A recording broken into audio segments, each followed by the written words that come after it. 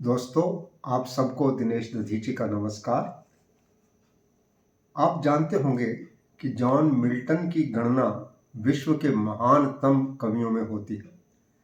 इस प्रतिभाशाली कवि की 1652 में दोनों आंखों की दृष्टि तब जाती रही जब तो उन्होंने एक सोनेट की रचना की जो ऑन हिज ब्लाइंडनेस के नाम से जाना जाता है।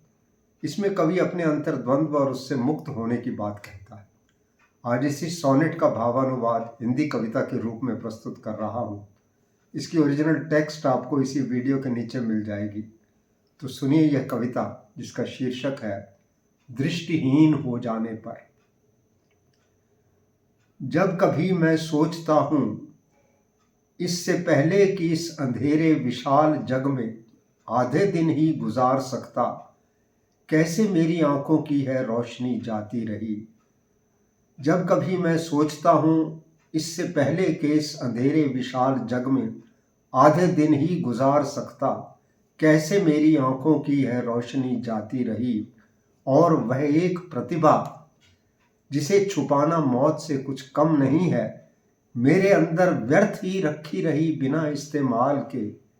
हालांकि निश्चय था ये मेरी आत्मा का कि इस प्रतिभा के माध्यम से मैं अपने बनाने वाले ईश्वर की कुछ तो सेवा कर सकता और उसको अपना कुछ हिसाब तो दे सकता।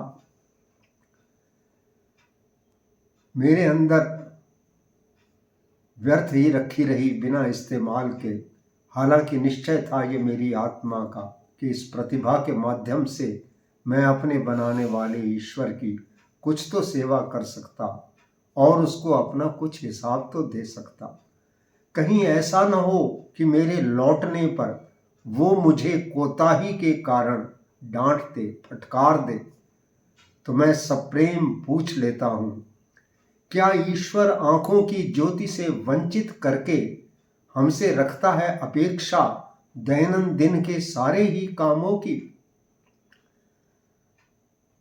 कहीं ऐसा न हो कि मेरे लौटने पर वो मुझे कोताही के कारण डांट दे, फटकार दे। मैं सप्रेम पूछ लेता हूँ, क्या ईश्वर आंखों की ज्योति से वंचित करके हमसे रखता है अपेक्षा दैनंदिन के सारे ही कामों की। लेकिन तभी रोकने को मेरी ऐसी बड़बड़ाहट धैर्य जल्दी ही मेरे इस प्रश्न का उत्तर यूं देता है, ईश्वर को जरूरत नहीं इंसान के कामों की और अपने दिए हुए उपहारों की। बस जो मानव उसके कोमल बंधन को कर लेते हैं स्वीकार, वही हैं उसके सच्चे सेवक। ईश्वर की स्थिति तो शासक की है, मिलते ही उसका आदेश हजारों सेवक गतिमय हो जाते हैं और बिना विश्राम किए धरती और समंदर पर वे भाग भाग कर जाते हैं। ऐसे में वे भी तो उसके सेवक हैं जो चुपचाप खड़े रहते हैं उसके एक आदेश की प्रतीक्षा में।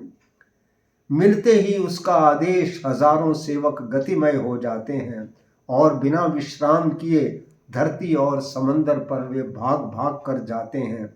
ऐसे में वे भी तो उसके सेवक हैं जो चुपचाप खड़े रहते हैं उसके एक आदेश की प्रतीक्षा में। धन्यवाद।